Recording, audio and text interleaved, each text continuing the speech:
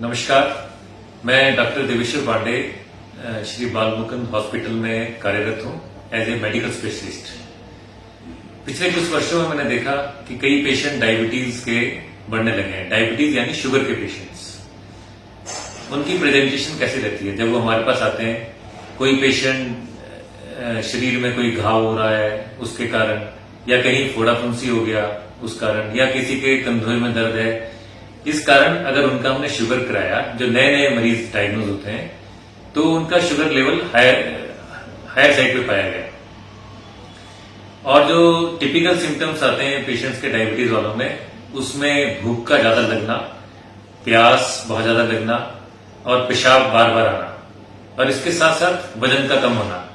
ये तो classical patients हैं जिनको क्लासिकल ऑस्मोटिक सिम्टम्स कहते हैं इनको हम, कि उस तरह करके डायबिटीज के पेशेंट्स प्रेजेंट करते हैं। मुंह का सूखना, तो विगत वर्षों में ओपीडी में मैंने पाया पिछले 2 सालों में कि डायबिटीज के पेशेंट्स तो बढ़ ही रहे हैं और यंग एज ग्रुप में भी आने लगे हैं। तो इसके लिए हमें क्या करना चाहिए? सबसे पहले तो यही है कि हेल्दी लाइफस्टाइल, यानी कि आप जंक फूड्स, मैदे वाली आइटम्स और मीठा इत्यादि का सेवन कम करें और फिजिकल एक्टिविटी होनी चाहिए। पर अगर किसी को शुगर हो ही गया है तो उसके लिए उस संबंध में क्या करें? सबसे पहले तो यही है कि हम उन्हें लाइफस्टाइल मॉडिफिकेशन के लिए एडवाइस करते हैं। लाइफस्टाइल मॉडिफिकेशन से अर्थ मेरा ये है कि फिजिकल एक्टिविटी बढ़ाएं। जैसे वो शाम के टाइम थोड़ा वॉक, अगर घूमते नहीं है तो थोड़ा ज्यादा घूमें, और खान पान में थोड़ा सा परहेज रखें। मीठा बिल्कुल ना खाएं, मैदे वाली आइटम्स ना खाएं। हाई फाइबर डाइट से मतलब है कि आटा जैसे चक्की वाला, जैसे हम कहते हैं कि चोकर वाली रोटी उसमें अधिक मिलाएं। तो ये तो परहेज के रूप में है। मगर उसके बावजूद भी अगर किसी का शुगर लेवल कम नहीं होता तो उसको ये पेशेंट्स कुछ ये होता है कि दवाई शुरू कर दी तो शुरू हो जाएगी। पर आप समझिए कि अगर आप दवाई नहीं खाएंगे तो शुगर लेवल हाई रहने से आपके शरीर के विभिन्न अंगों पे फर्क पड़ ही रहा है। शरीर के उन अंगों पे फर्क ना पड़े, इसके लिए आपको शुगर कंट्रोल करना ही है।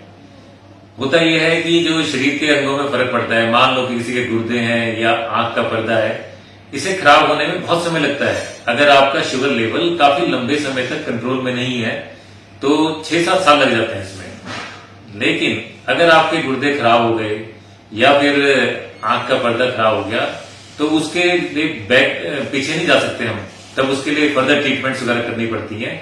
तो इसलिए पहले यही है कि सबसे पहला तो यही है कि बचाव, कि आप हेल्दी लाइफस्टाइल और खान पान में परहेज रखें तो उससे शुगर नहीं होगी। मगर शुगर हो ही गई है अगर, तो तब आप अपना लाइफस्टाइल थोड़ा हेल्दी करें और खान पान में परहेज रखें। मगर उसके बावजूद भी अगर आपकी शुगर लेवल कंट्रोल नहीं हो रही है तो आपको दवाई लेनी ही चाहिए। अगर आप दवाई लेते हैं और शुगर कंट्रोल में रहती है तो किसी प्रकार की कॉम्प्लिकेशंस नहीं होगी। और अगर आप दवाई नहीं लेते हैं और शुगर आपकी कंट्रोल में नहीं रहती है तो कुछ समय तक तो किसी मरीज को कुछ होता ही नहीं है, उसको लगता ही नहीं है कि कुछ हो रहा है।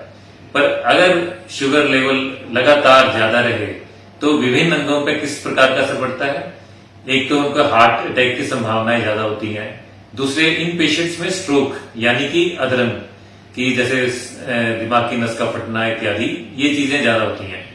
तीसरा क्या है कि माइक्रोवेस्कुलर कॉम्प्लिकेशंस कहते हैं हम, जैसे कि आंख के पर्दे पे फर्क पड़ता है। आंख के पर्दे में फर्क पड़ने से पेशेंट्स को धुंधला नजर आएगा और विजन में फर्क पड़ेगा, और उसकी ट्रीटमेंट के लिए भी उसे भटकना पड़ता है, लेजर इत्यादि करवाना पड़ता है, जो कि अभी सोलन शहर में भी नहीं है। फिर उसके लिए चंडीगढ़ इत्यादि और कई जगह जाना पड़ता है। फिर दूसरा ये है कि गुर्दों पे फर्क पड़ना शुरू हो जाता है। गुर्दे धीरे धीरे करके खराब होना शुरू हो जाते हैं, उसके लिए फिर डायलिसिस की आवश्यकता पड़ती है।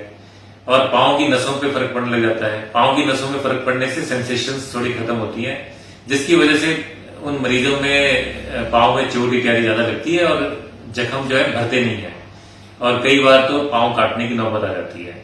तो इस प्रकार की कॉम्प्लिकेशंस को बचने के लिए एक ही उपाय है कि सबसे पहले तो आप अपना लाइफस्टाइल हेल्दी रखें, सुबह या शाम को जरूर घूमें और खान पान में परहेज रखें। लेकिन यदि किसी को अगर डायबिटीज हो ही गई है तो वो कम से कम रेगुलर उसका चेक करवाते रहे अपनी शुगर लेवल्स, और उसके अनुसार दवाई लेता रहे। अगर शुगर लेवल कंट्रोल में रहेंगे तो लंबे समय तक उसे जिंदगी में कोई कॉम्प्लिकेशन नहीं आने वाली है। तो मेरा सुझाव आपको यही रहेगा कि जिस प्रकार से हमारे लाइफस्टाइल बदलने से शुगर के पेशेंट्स बढ़ रहे हैं, तो हम हेल्थी लाइफस्टाइल अपनाएं। और यदि बाई चांस हमें शुगर पता लगता है कि शुगर हो ही गई है, तो उसका समय समय पर टेस्ट करवाकर इलाज लेते रहें। इन इलाज लेने से और शुगर का ख्याल रखने से एक जो कॉम्प्लिकेशंस जो मैंने बताई आपको लंबे समय तक नहीं होंगी। धन्यवाद, नमस्कार।